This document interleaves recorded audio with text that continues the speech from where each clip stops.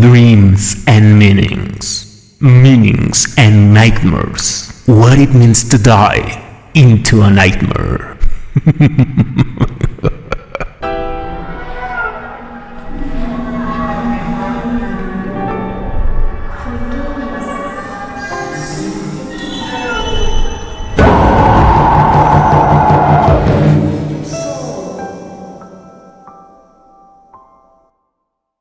What are you doing here? Who gave you that key? Now a talking cat? What a dream. You think you're asleep. Let me tell you an old story. It is said that in the confines of the world of the dreams, there lives a being that feeds on the hot and sprouting blood of children that it managed to steal and put in a sack that makes them sleep instantly and irremediably. It is known that this skeletal monster uses dreams as bridge to reach our world, and that once here, it prowls in the dark looking for and stalking protected childs. But the Sagman does not act alone. He remains asleep until some human initiated in the arts of sorcery and black magic with ambitions for power or wealth invokes his services to perform rites that require the sacrifice of infant lives. Only then is this monstrous old man allowed to open the door of dreams and enter our world. Once the Sagman has fulfilled his mandate, he hands over his sack and a dagger to the true monster who has commanded him, which must pay with an offering soaked in the innocent and fresh blood of the infant. It is known that there is no way to breach this deal, as anyone who tries to steal his payment from the Sagman will invariably end up being eaten alive.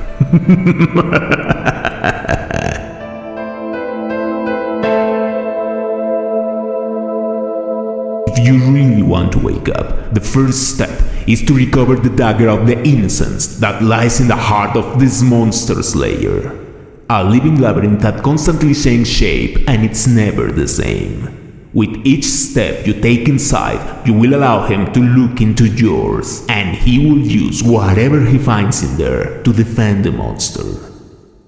If you manage to reach it, you will see it asleep in front of a great banquet. Before everything else, remember to touch absolutely nothing. Your very life depends on that. Look aside of the fireplace to find 3 locked doors. The key in your neck can open any of them, but you must choose wisely because you can use it only once. Alright, I'll follow along. How do I get to that labyrinth?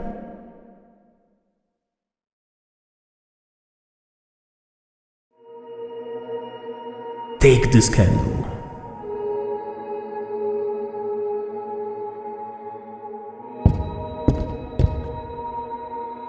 Now, draw a door on the wall.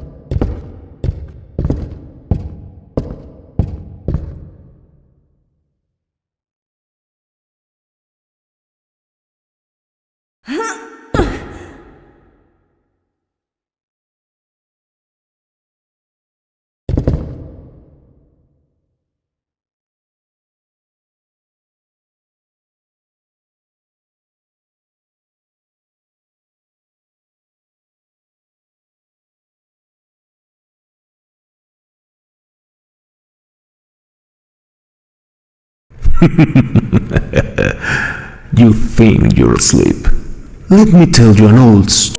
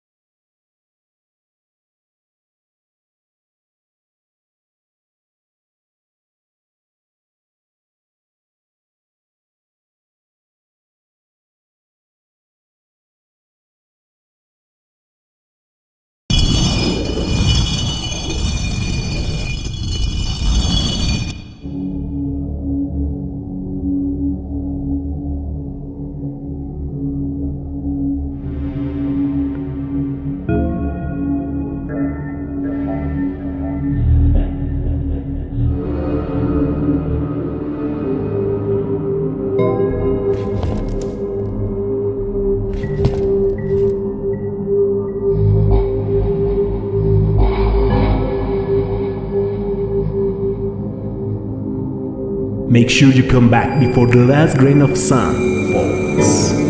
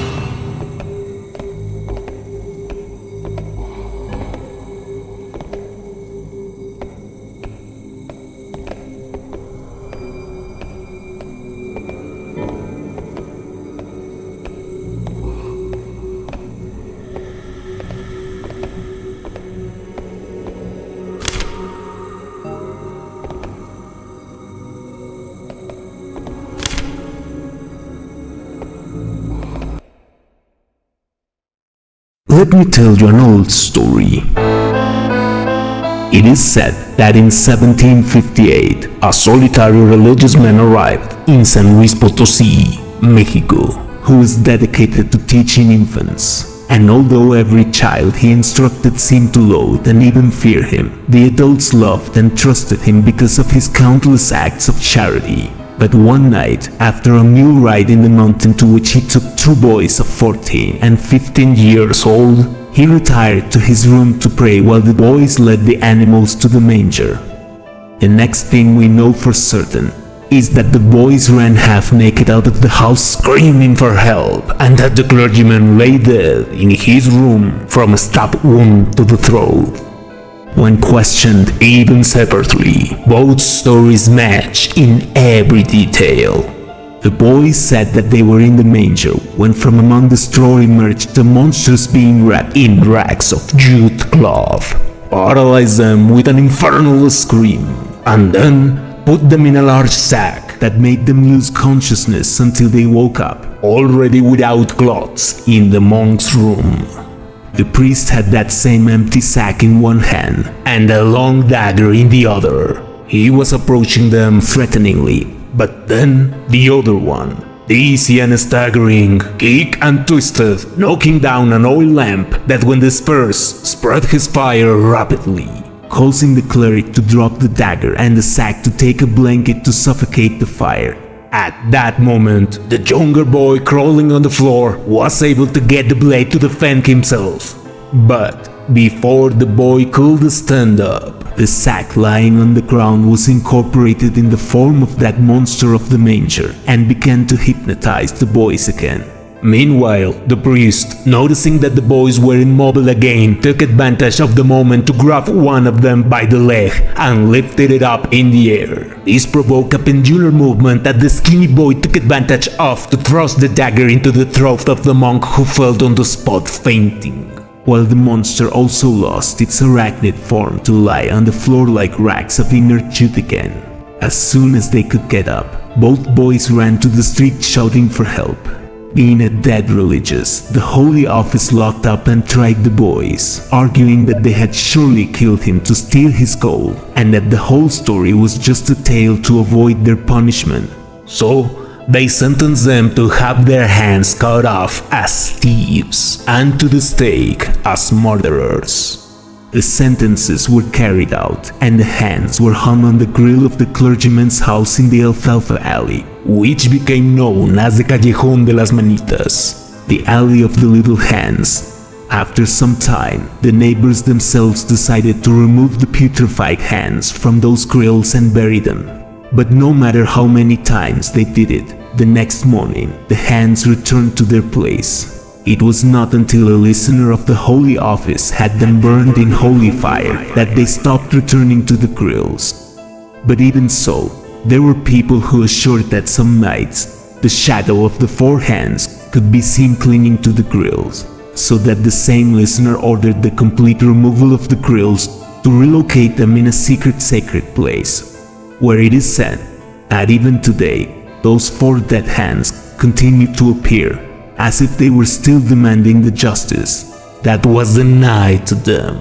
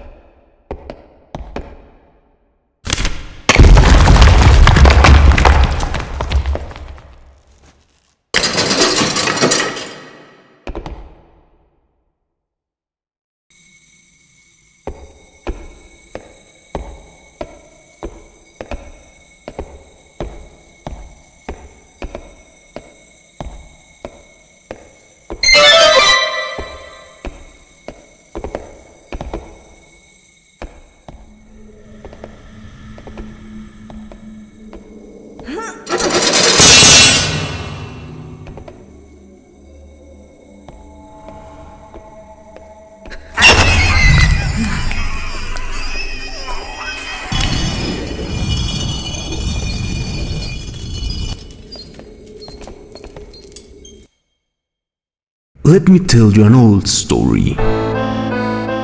It is written in the official records of the Holy Office that in colonial times, in the city of Puebla de Los Ángeles, in Mexico, several humble women began to report having been attacked by a supernatural entity that caused them wounds that did not heal. After being intensely interrogated and tortured, each and every one of them ended up confessing to having fornicate, either in consciousness or in dreams, with a demonic being dressed in a black cloak and hat, whose steed, also with black skin, gave off fire from its jaws and eyes. One of these confessions revealed that a woman from the high society of Puebla had not only healed her wounds, but that she was pregnant by the evil being and was planning to give birth in secret in a hidden hut in the mountains to later give the child up for adoption. Upon learning of this, an inquisitor from the highest rank traveled to the city of Puebla, where he met with a local priest who had the affection and trust of the people to help him locate the hut. But the kind priest, even after threats of being tortured if he did not cooperate, was incapable of betraying his people, because although he knew perfectly well the location of the hut of the healer of the mountain, he also knew that the inquisitor would torture and kill all those who were involved. So he waited for him to leave to go straight to the site. When he arrived and saw the terrifying black steed, he searched through his cassock with his right hand for a bottle of blessed water and clung with his left hand to his silver crucifix. And after saying a short prayer, he forced the door to find the Indian midwife who attended the birth of a white woman lying on mats. Immediately, a shadow materialized, forming a hat and a black cloak, which he sprinkled with blessed water, which caused it to burst into flames and form a ball of fire that rose through the ceiling with shuddering screams. Meanwhile, the Inquisitor and a group of soldiers who had spied on the priest observed the fire leaving the house and hurried to enter also. Inside, the mother had already died, but from between her entrails the head of a pale creature that was struggling to finish coming out was peeping out.